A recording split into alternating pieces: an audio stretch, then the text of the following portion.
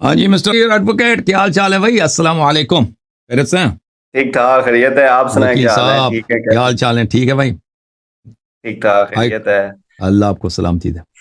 تو پہلا میرا یاری صاحب ایک گزارش ہے کہ آپ جیسے لوگ ماشاءاللہ امریکہ میں بیٹھے ہیں اور ہم پاکستان میں بیٹھے ہیں، جی تو سر. پاکستان کے جو حالات ہیں خصوصاً سیکٹیرین وائلنس کے حساب سے وہ شاید آپ کی نظر سے گزرتے رہے ہوں گے کہ ہمارے ہاں ایک کوئی بھی ایشو کہیں پہ بھی ہوتا ہے تو اس کا اثر پوری دنیا سے وہ پاکستان میں لازمی آتا ہے. تو ہمارے یہاں ہزارہ کمیونٹی ہے، ان کی گینوسائڈ رہی ہے، ان کی ٹارگٹ کلنگ رہی ہے. تو فرقہ واریت کا حساب یہ ہے کہ ڈاکٹر مارے گئے، وکیل مارے گئے، اور ہمارے ہاں پروفیشنل جتنے ہیں بزنس مین مارے گئے، اور بالخصوص ہزارہ کمیونٹی کے لوگ مارے گئے. تو اس کی بنیادی وجوہات میں جو سمجھتا ہوں کچھ ایسے اشتعال انگیز موضوعات ہیں. اس طرح کے جو اشتعال انگیز موضوعات ہیں وہ ہمارے ملک میں صرف آپ تو سمجھدار آدمی ہیں، آپ تو تعلیم یافتہ آدمی ہیں، ایجوکیٹڈ آدمی، آپ کو تو پتہ ہونا چاہیے. آپ پاکستان ملک میں رہتے ہیں جس ملک میں آشیوں کے لیے جہنم بنا ہوا ہے پچھلے 40 سال سے. قتل عام ہو رہا ہے،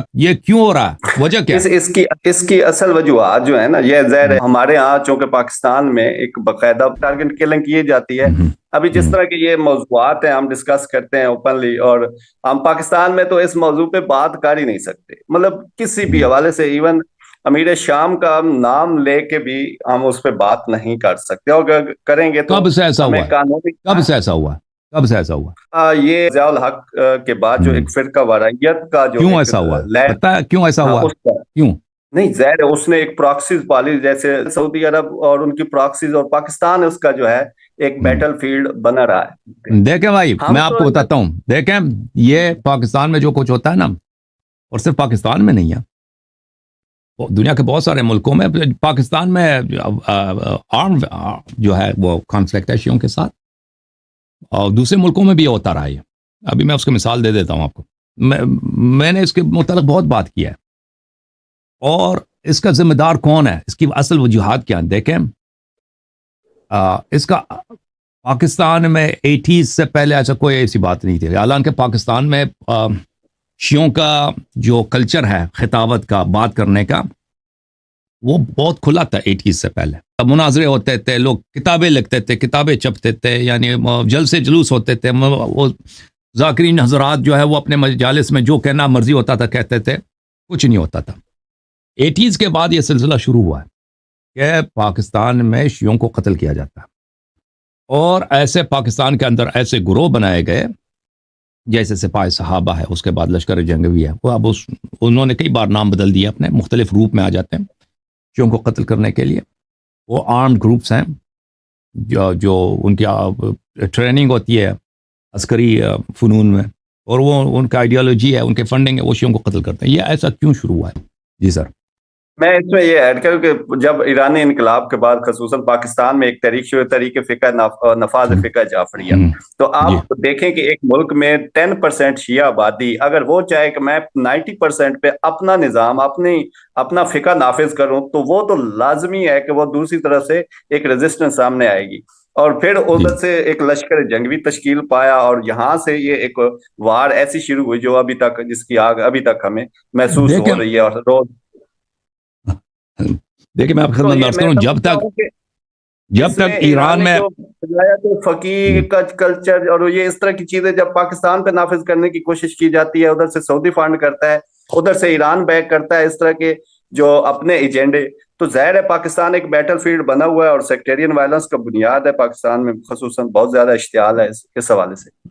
دیکھیں جب ایران کی حکومت آئی ہے، ٹھیک ہے نا، خمینی صاحب، اس کے پیچھے اس کی ایک آئیڈیالوجی ہے. اس کا آئیڈیالوجی ہے کہ میں ولی فقیہ ہوں. ولایت فقیہ کا کیا مطلب ہے؟ کہ میں پورے عالم اسلام کا ایک لیجیٹمیٹ گورنمنٹ ہے، اور وہ میری حکومت ہے. ایک لیجیٹمیٹ حکومت ہے، باقی سب غیر شرعی اللیجیٹمیٹ ہے. چاہے حکومت پاکستان ہے، چاہے حکومت سعودی عرب ہے، چاہے حکومت اردن ہے، مصر ہے. اور یہ ایران کے کانسٹیٹیوشن میں آپ پڑھیں، یہ بالکل ان کے کانسٹیٹیوشن میں ہے کہ امت کی امامت اس کے کس کے ہاتھ میں؟ خامنئی کے ہاتھ میں، ایران کے سپریم لیڈر کے ہاتھ میں. یہ پورے امت کا امام. اچھا، تو میرے بھائیو اب دیکھو، جب تک شاہی ایران تھا، شاہی ایران ایک سیکولر آدمی تھا. وہ بعض لوگ کہتے ہیں وہ دین کا دشمن تھا. دین سے اس کو دشمنی نہیں تھی، غلط مولوی کہتے ہیں. لیکن وہ تھا سیکولر، اور کچھ مذہبی بھی تھا، لیکن اس میں مذہبی جو تھا وہ زیادہ صوفیانہ قسم کے ٹائپ کی مذہبیت تھی اس میں. لیکن وہ قوم پرست ہونے کی وجہ سے وہ شیعہ کارڈ نہیں کہلتا تھا، اس کو شیعوں کی پرواہ نہیں تھی. حالانکہ ایران کی جو کانسٹیٹیوشن تھی اس میں کیا تھا کہ اس نے شیعہ مذہب کی خدمت کرنی ہے. کیونکہ ایران کی جو کانسٹیٹیوشن ہے نا، قاجار، وہ آخوند محمد کاظم خراسانی جس کی بات میں کر رہا تھا، ان لوگوں نے لکھایا تھا، مولویوں نے لکھایا تھا. اس میں شاہ پہ لازم تھا کہ شاہ ہمیشہ شیعہ مذہب کی پوری دنیا میں خدمت کرے. لیکن محمد رضا شاہ پہلوی، ہاں، وہ خدمت کچھ نہیں کرتا تھا مذہب کی. وہ ایرانی قوم پرست، بہت ہی قوم پرست آدمی تھا واقعاً. وہ ایران کو ترقی دینا چاہتا تھا، اور وہ ایران کو ایک باعزت باوقار جگہ دنیا میں دینا چاہتا تھا. لیکن وہ اس کو پرواہ نہیں تھا کہ ایران سیکولر بنتا ہے، ایران میں بے دینی بڑھ جاتی ہے، اس بات سے اس کو پرواہ نہیں تھا. اہم بات یہ ہے کہ وہ اپنی حکومت میں باہر کے ملکوں میں جو شیعہ رہتے ہیں نا، عراق میں شیعہ رہتے ہیں یا لبنان میں رہتے ہیں، ان سے شیعہ ہونے کی حیثیت سے اپنے سیاسی اہداف کو بڑھانے میں یا علاقائی اہداف کو بڑھانے میں کوئی یوز نہیں کرتا تھا اس مسئلے کو. اب ایرانی حکومت آئی ہے نا، پہلی بات ہے کہ ایرانی حکومت ایرانی انقلاب کے بعد پہلی بات ہے کہ یہ عالم اسلام کی حکومتوں کو یہ تو تسلیم کرتی ہی نہیں ہے. تسلیم اگر کرتی ہے تو تقیہ سے، مجبوری سے. حقیقت میں تو ان کو صرف اپنے آپ کو صحیح مانتا ہے نا. خمینی صاحب اپنے انقلاب کے فوراً بعد انہوں نے اعلان کیا ہم اس انقلاب کو ایکسپورٹ کر دیں گے. یعنی انقلاب عراق میں بھی ہوگا، یہ انقلاب کویت میں بھی ہوگا، پاکستان میں بھی ہوگا. اور دیکھیں ایرانی انقلاب کو جتنا حکومت ایران کا اثر رسوخ شیعوں میں ہے، اس کا ایک پرسنٹ بھی اہل سنت میں نہیں ہے. آپ کو تو یہ پتہ ہے. شیعوں کا وہ شیعوں کے تمام مساجد وہ کنٹرول کرتے ہیں، شیعہ کے تمام ممبر وہ کنٹرول کرتے ہیں، شیعہ کے جتنے آرگنائزیشن ہیں، مدارس ہیں، سب ان کے کنٹرول میں، مراجع ان کے کنٹرول میں. تو انہوں نے کیا کیا ایرانی انقلاب کے فوراً بعد انہوں نے دنیا کے ہر کونے میں جہاں بھی شیعہ ہیں ان کو اپنا اعلی کار بنا دیا. حکومت ایران نے اپنا پون بنا دیا.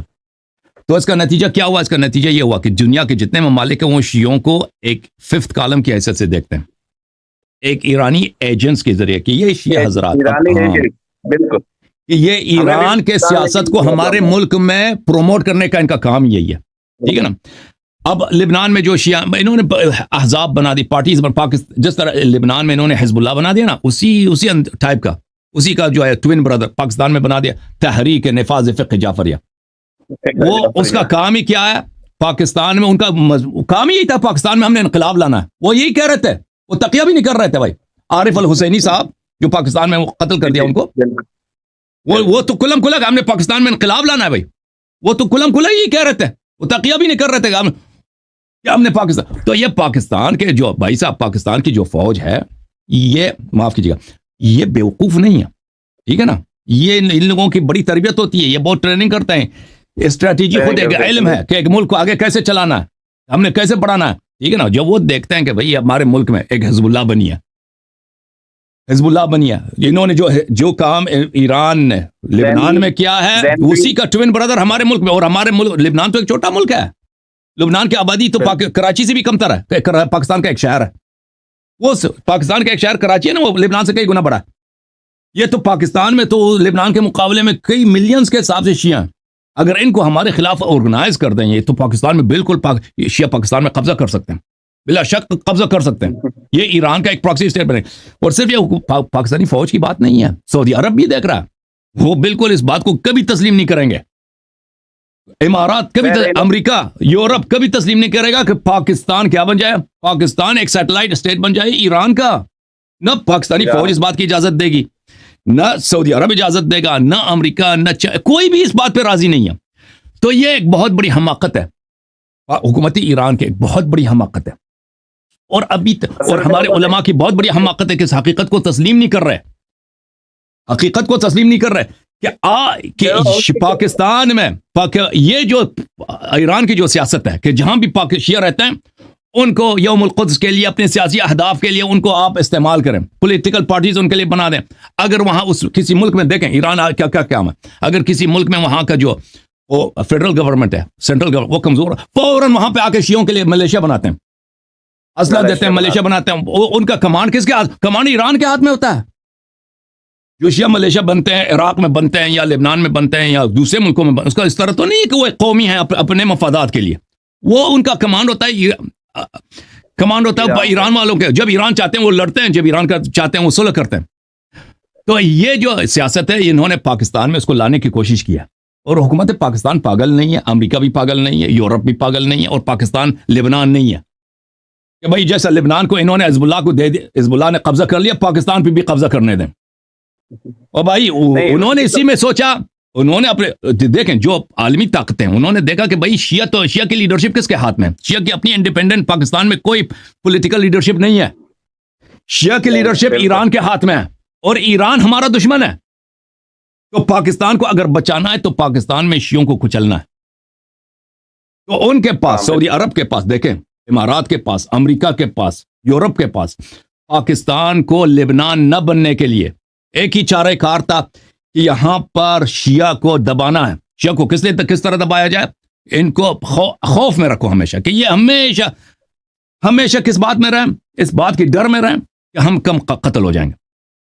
ان کو آرام نہ ملے, کبھی یہ اجتماع نہ کر سکیں کہ کوئی سیاسی, کوئی پولیٹیکل پارٹی, کوئی آرگنائز کچھ بھی نہ بن سکے, کیونکہ ان کا جو بھی پولیٹیکل پارٹی بنے گا وہ ایران کو پروموٹ کرے گا.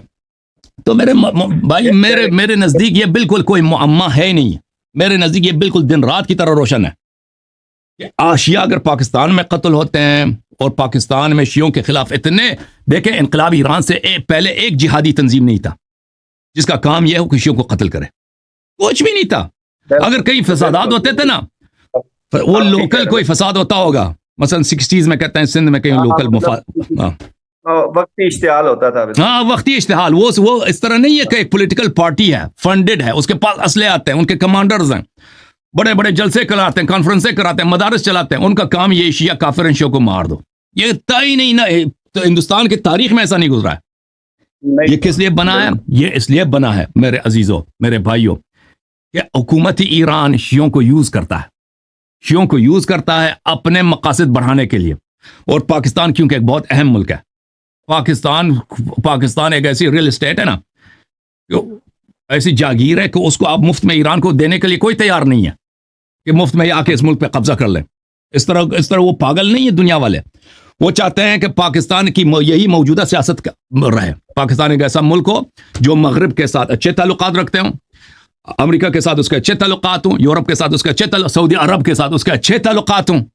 اس کا کیا طریقہ کار ہے, اس کا طریقہ کار ہے کہ یہاں پر ایران کے جو پراکسیز ہیں, ایران کے جو نائبین ہیں, ایران کے جو ایجنٹس ہیں, وہ کبھی یہاں پہ طاقتور نہ بنے. ان کو کچل دو, ان کو مار دو, تو آپ کو بار آ جاتا ہے. تھینک یو کہ اس کو کہہ دیں, تھینک یو کہہ دو خامنئی صاحب کو. جس دن خامنئی صاحب اس سیاست کو روک دے, کہ شیعوں کو یوز نہ کرے, شیعوں کو یوز نہ کرے, امریکہ سے سیاست کرنا, خود سیاست کرے. پاکستان کے شیعوں کو, افغانستان کے شیعوں کو, لبنان کے شیعوں کو یوز نہ کرو, ان کو نہ مروا دو. جی سر بولیں. ہمارے یہاں جمعہ کے اجتماعات میں پہلے ایسا ہوتا تھا کہ جی جب جمعہ ہو جاتا تھا تو وہ مارگ بر امریکہ, مارگ بر اسرائیل, مارگ بر رد انقلاب, اور مطلب پاکستان میں بھائی ہمارا اپنا ماحول ہے, ہم 10% لوگ 90% آبادی پہ کیسے قابض ہو جائیں یا کیسے ان پہ اپنا ایجنڈا نافذ کریں. اور پھر ابھی ہم دیکھ رہے ہیں پارا چنار میں زین بیون بنا, سپاہی محمد بنا, اور اس کے دیکھیں پھر اس کے رسپانس میں تو ظاہر لشکر جنگی اور ظاہر 90% آبادی وہ پھر اپنا لازمی ایک اثر دکھائیں گے اور اپنا ایک ایجنڈا نافذ کریں گے. چونکہ پاکستان میں ایک باقاعدہ ایک پراپوگنڈا کے تحت ایرانی جو ایک سوچ تھی, فکر تھی, اور ایرانی طرز جو حکمرانی تھا وہ ایک نافذ کرنے کی مختلف پراکسی جو پالی گئی تھی, اور اس کا اثر اتنا جو ہو چکا ہے کہ بچپن سے ہی جو شیعہ مطلب جو سکول یا مدارس مجالس ہوتی ہیں, اور اس میں خصوصاً جو ہی علماء آتا ہے تو وہ اپنے آپ کو پاسداران انقلاب سمجھتا ہے, اور وہ ایک ان کا ایجنٹ بن جاتا ہے. بظاہر عام لوگوں کو تو نہیں پتہ چلتا کہ یہ اس کا ایجنڈا کیا ہے, بٹ وہ بیسیکلی اس کا ساری تبلیغ ہوتی ہے وہ ایرانی بیسڈ ہوتی ہے, یعنی ایران کو ہی پروموٹ کرنا ہوتا ہے. دیکھیں میرے بھائی, میں آپ کی خدمت میں عرض کروں, دیکھیں کہ شیعہ مذہب اب ایک یرغمال ہے. شیعہ مذہب ایک ٹول ہے ایرانی سیاست کو پروموٹ کرنے دنیا میں. آپ کے مجالس, آپ کے مدارس, آپ کے پروگرامز, یہ سب کے سب ایک ٹول ہے ایرانی حکومت کے سیاست کو, اور وہ سیاست بھی پروشیا نہیں ہے, یہ بھی یاد رکھو. کاش وہ سیاست پروشیا ہوتا ہے, اگر یہ بھی ہوتا تو درد ہماری کم تھی نا. وہ بھی ایرانی سیاست جو وہ شیعوں کا پرواہی نہیں ہے, مذہب تشیع کو پرواہی نہیں ہے. وہ کیا ہے, وہ عالم اسلام میں وہ فلسطین کو آزاد کرنا, امریکہ سے لڑنے کی ان کو درد ہے. یہ سب کے سب خدمت میں ہیں. کس کے خدمت میں؟ ولایت فقیہ کے خدمت میں. اور خامنئی صاحب کے ذاتی اغراض کے متعلق ان کو جو ذاتی خواب ہے وہی سید قطب کی اور حسن البنا کی اور جمال الدین افغانی کی، وہی جو عالم اسلام کی. یہ لوگ جو سیاست ہے نا، ہم نے پورے عالم اسلام کو ایک کرنا ہے، ایک حکومت بنانا، اور اس میں شیعہ مذہب کی کوئی بلائی نہیں ہے. اور یہ جو ہے بنی امیہ اور بنی عباس کی حکومت کے احیاء کے ایک خواب ہے ان کے پاس. اس میں شیعہ قوم کو ذبح کیا جا رہا ہے، شیعہ قوم کو کے مفادات کو دبایا جا رہا ہے. اور شیعہ قوم کے ساتھ دیکھیں، پاکستان میں یہ دشمنی نہیں تھی. پاکستان میں جو دشمنی ہے شیعوں کے ساتھ، میرے عزیزو اس کو بات کو یاد رکھو، یہ ایک آرگنائزڈ دشمنی، ایک فنڈڈ دشمنی ہے. یہ جو اتنے بڑے بڑے مدارس، اتنے بڑے پولیٹیکل پارٹیز، اتنے عسکری جماعت جن کا ہدف یہ ہے کہ ہم شیعوں کو قتل کریں، شیعہ کافر ہیں. آپ سمجھتے ہیں کہ یہ خود جوش ہیں؟ یہ 4 5 10 آدمی مل کر انہوں نے والنٹیئرلی اس طرح بنائے. بالکل آپ کی ناسمجھی ہے. یہ انٹرنیشنلی فنڈڈ لوگ ہیں. یہ لوگ آپ کے خلاف جو پارٹیز، شیعوں کو تکفیری جماعتیں جن کا کام ہے شیعوں کو قتل کرنا. اب تو شاید میرے خیال میں شیعہ اتنے قتل ہو گئے کہ اب ان کو وہ سمجھ گئے ہیں کہ بھئی اب اتنے زیادہ قتل کرنے کی ضرورت نہیں ہے. ارلی 90s میں 2000s میں تو بہت قتل ہوتے تھے لوگ.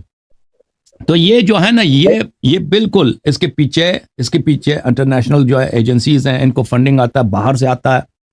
اور یہ بالکل ایک جنگ ہے پراکسیز کا.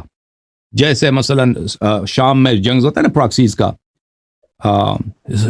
یمن میں ہے یا لبنان میں ہے.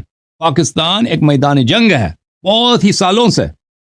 ایک طرف سے شیعہ ہیں. انٹرسٹنگ فیکٹ بتاؤں کہ پاکستان کا جو لشکر جنگوی کا جو مین ہیڈ کوارٹر ہے وہ بلوچستان ہے، مینگل گروپ ہے.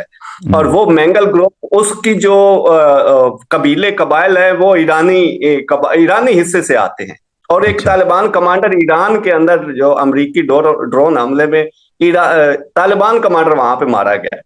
تو مین یہ تو پاکستانی جو خصوصاً جو ایک سیکٹیرین وار ہے اور جس میں شیعہ ٹارگیٹ ہوتے ہیں، وہ سمجھتے ہیں کہ شاید ہم ایرانی شیلٹر نیچے محفوظ ہے. میں سمجھتا ہوں کہ وہ ان کو زیادہ پرابلم ہے کہ اگر وہ ایران ان کو، بلکہ ایران میرا خیال ہے کہ فنڈ کرتا ہے دونوں سائڈ پہ.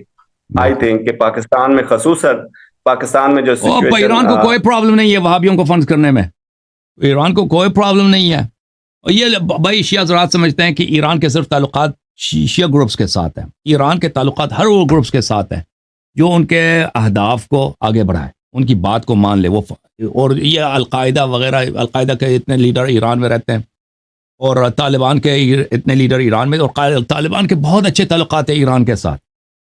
اور ایران کے ساتھ بالکل ان کا ایک شورا، ان کے کتنے طالبان کے 2 مشہور شورا تھے نا، ایک شورا کوئٹہ، ایک شورا مشہد میں تھا. مشہد میں ان کا ہیڈ کوارٹر تھا.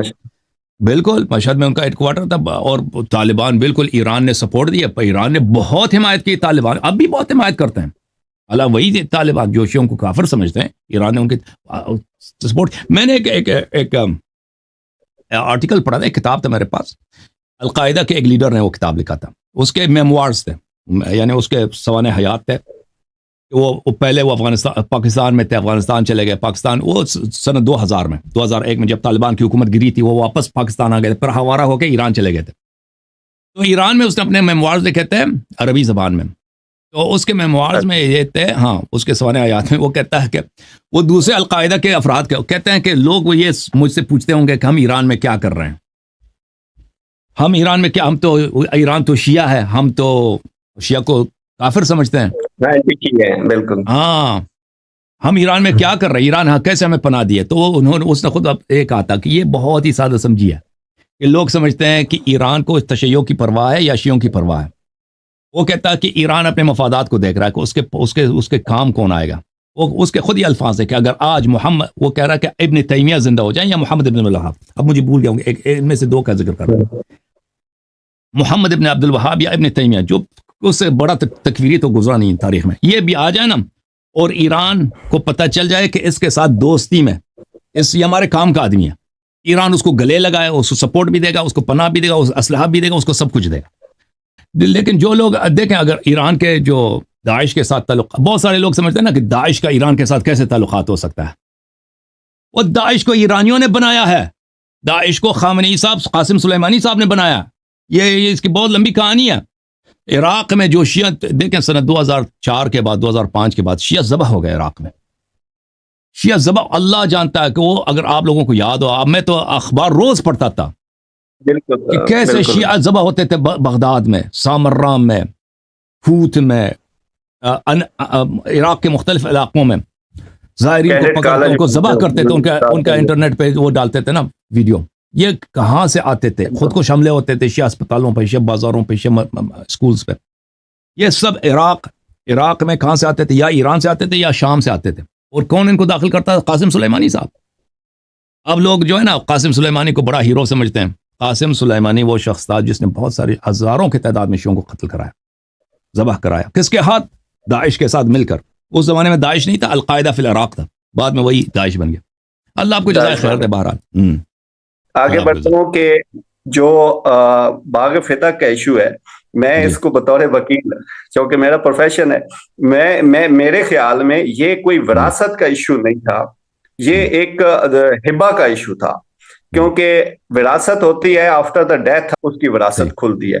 ویئر ایز کہ باغ فدق تو حضور پاک صلی اللہ علیہ وسلم نے اپنی لائف میں ہبہ کر دیا تھا, اور یہ قبضے کا ایشو تھا, نہ کہ یہ کوئی وراثت کا ایشو تھا. جی سر, آپ کا اس حوالے سے بالکل صحیح فرما رہے ہیں, اس میں شک ہی نہیں ہے. میں اگر اسی چینل پہ جائیں نا فتح کے متعلق, تو اس میں نے بہت سارے تقاریر کیے ہیں کہ رسول اللہ صلی اللہ علیہ وسلم نے اپنے حیات مبارک میں فدح کو دونوں فریقین نے روایت کی ہیں, اور کئی متعدد طرق سے روایت کی ہیں کہ رسول اللہ صلی اللہ علیہ وسلم نے فدح کو دیا تھا, عطا کیا تھا, بخشا تھا, ہبہ کیا تھا حضرت زہرا سلام اللہ علیہ کو. شیعہ کتب میں اور مخالفین کے کتب میں بہت زیادہ ہے مذکور ہے. اللہ. اچھا, لاسٹلی جی سر, مروان بن حکم کے حوالے سے حضور پاک صلی اللہ علیہ وسلم کا جو حکم تھا وہ بڑا واضح تھا, آپ نے بھی اس کے بارے میں ذکر کیا. لیکن ایک پھر نہج البلاغہ میں ایک میں تحریر پڑھ رہا تھا جس میں حضرت امام حسن علیہ السلام نے ان کے جب ان کو گرفتار کر کے لایا گیا جنگ صفین میں, آئی تھنک, تو ان کی رہائی کا حضرت امام حسن اور امام حسین علیہ السلام نے ان کی سفارش کس کی سفارش؟ مروان بن حکم کی. حضرت علی, اچھا, میں نے وہ نہیں دیکھا ہے. مروان بن الحکم جمل اب میرے ذہن میں وہ نہیں ہے. مروان بن الحکم وہ عائشہ کے بالکل ساتھ تھا. اب بعض لوگوں کو ہاں وہ قتل نہیں ہوا ہے, تو اس کی وجہ کیا ہے دیکھیں. وہ نہج البلاغہ میں بہت شریف رضی بہت ساری باتیں نقل کرتا ہے, وہ مخالفین کے کتب سے. وہ سب شیعہ حدیث نہیں ہے, اس میں کچھ شیعہ ہیں کچھ غیر شیعہ ہیں, ٹھیک ہے نا. تو سب جو کچھ آپ نہج البلاغہ میں دیکھیں وہ شیعہ کاتے میں نہ ڈالیں کہ یہ شیعہ سورس ہے. نہج البلاغہ میں بہت ساری باتیں شریف رضی نے مخالفین کے کتب سے نقل کی ہے. اوکے, تو اب وہ مروان کے متعلق جو آپ نے پوچھا نا, میں اس کو دیکھ لوں گا کہ آپ اس کا کیا طریقہ ہے. جی, انہوں نے حضرت امام حسین علیہ السلام نے, حضرت امام حسن علیہ السلام نے ان کی سفارش کی تھی کہ ان کو رہا کر دیا جائے. تو پھر حضرت علی علیہ. چلیں, تھینک یو سو مچ, بہت شکریہ جی. سلامتی رہے, آباد رہیں. آپ آباد رہیں, آپ سلامت رہیں. Thank you sir.